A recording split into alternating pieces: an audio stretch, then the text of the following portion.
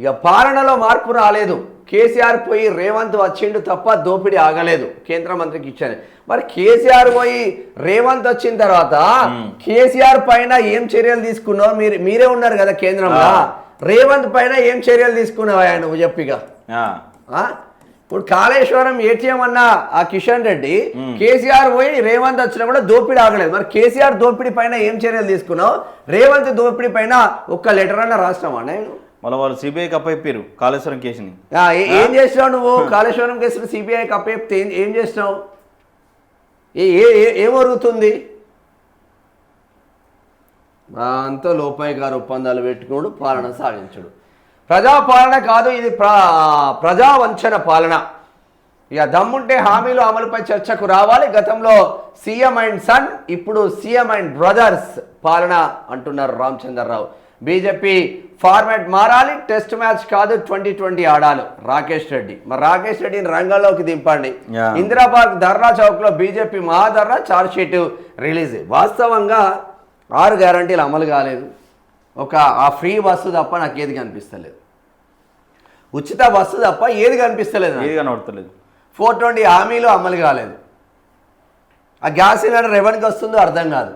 ఆ 100 యూనిట్ల current bill బోలెడు మంది ఊర్లలో పెట్టుకున్నా కూడా రాలేదు. 200 యూనిట్ల కరెంటు బిల్లు చాలా మందికి రాలేదు. పింఛన్లు అటే వాయే పాపం, వికలాంగుల పింఛన్. సరే, ఈయన మాట్లాడిందో అది. మరి బీజేపీ ఫార్మేట్ మారాలంటే ఏం చేయాలి తెలుసా సార్? పర్సన్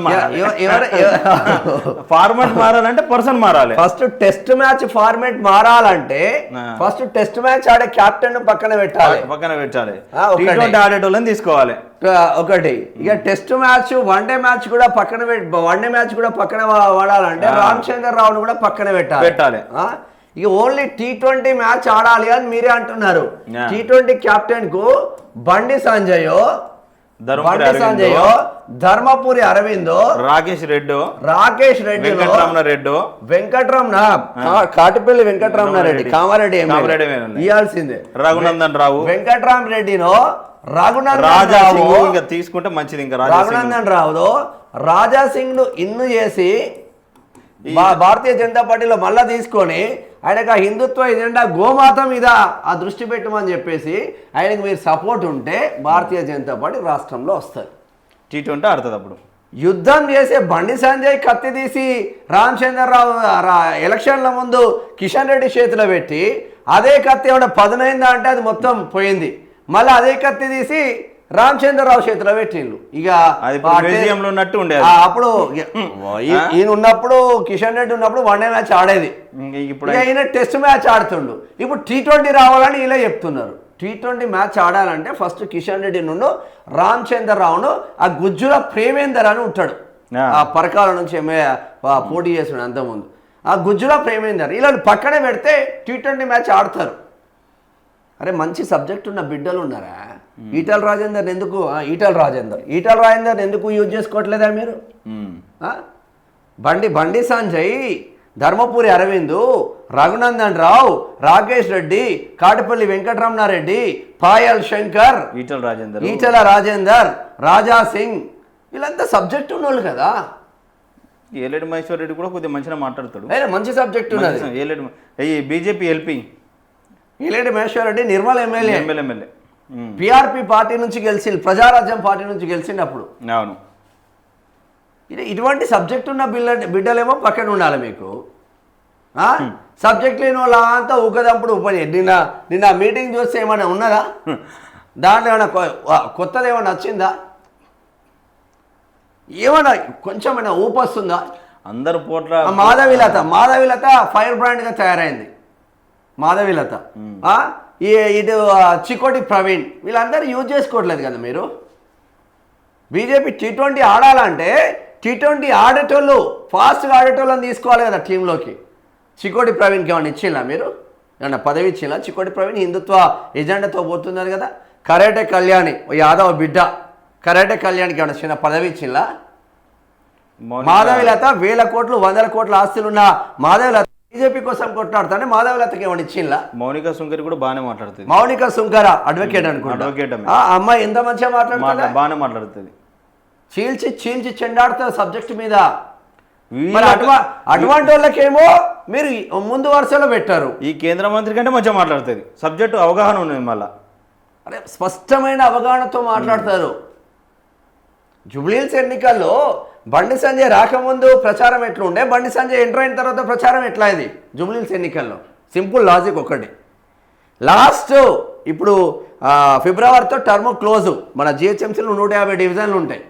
150 డివిజన్లు కార్పొరేటరు ఈ ఫిబ్రవరితో క్లోజ్ అవుతుంది. బండి సంజయ్ అధ్యక్షుడిగా ఉన్నప్పుడు నాలుగు కార్పొరేటర్లు ఉన్న భారతీయ జనతా పార్టీని 48 కార్పొరేటర్లకు తీసుకుపోయింది కానీ ఆయనే.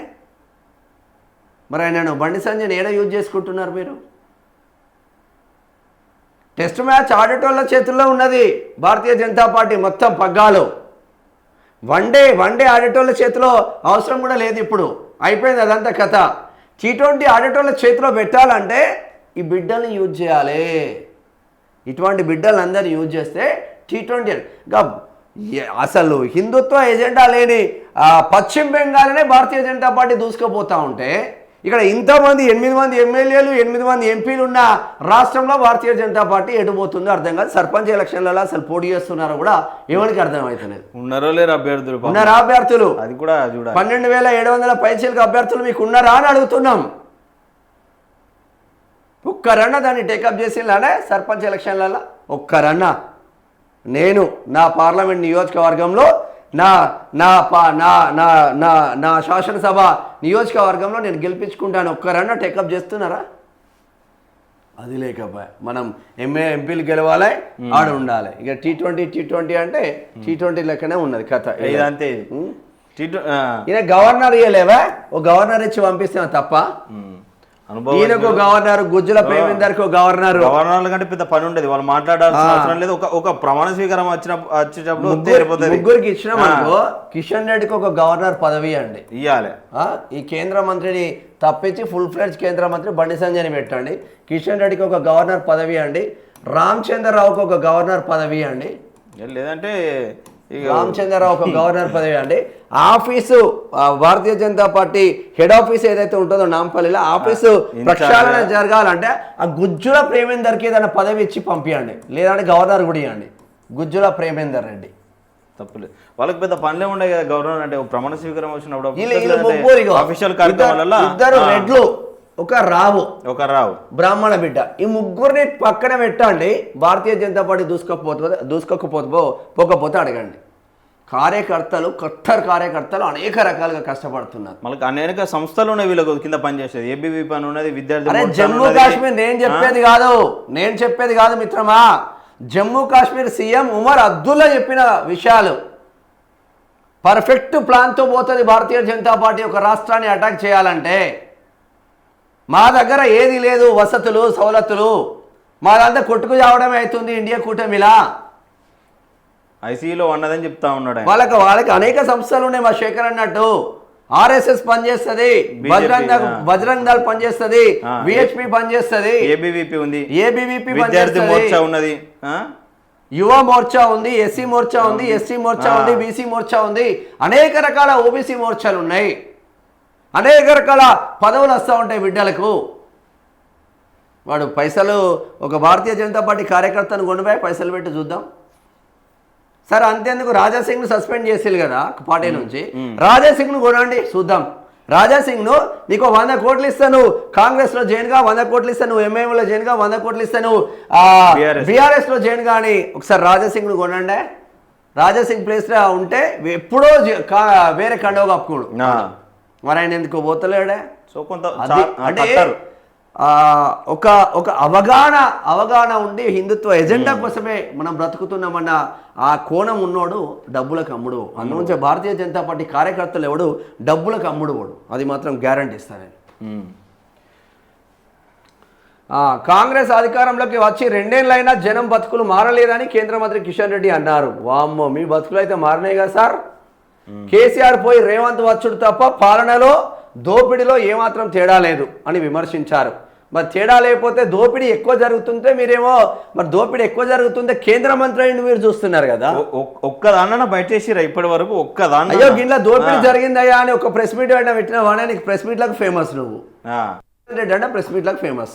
ఆధారాలతో ఏదన్నా ఇప్పటికీ రాష్ట్రంలోని అన్ని వర్గాలను కాంగ్రెస్ ప్రభుత్వం మోసం చేసిందని ఆయన ఆరోపించారు. ఆదివారం ప్రజా వంచన దినం పేరుతో బీజేపీ ఆధ్వర్యంలో ఇందిరా పార్క్ ధర్నా చౌక్ వద్ద ఆ పార్టీ రాష్ట్ర అధ్యక్షుడు రామచంద్రరావు అధ్యక్షతన మహాధర్నా నిర్వహించిందా. ఎవరెవరు వచ్చి 3 పెట్టు ఒకసారి. మహాధర్నా నిర్వహించింది. మంచిగానే అయింది వాస్తవంగా. ప్రోగ్రామ్ చేసుకోవడంలో తప్పేం లేదు, కానీ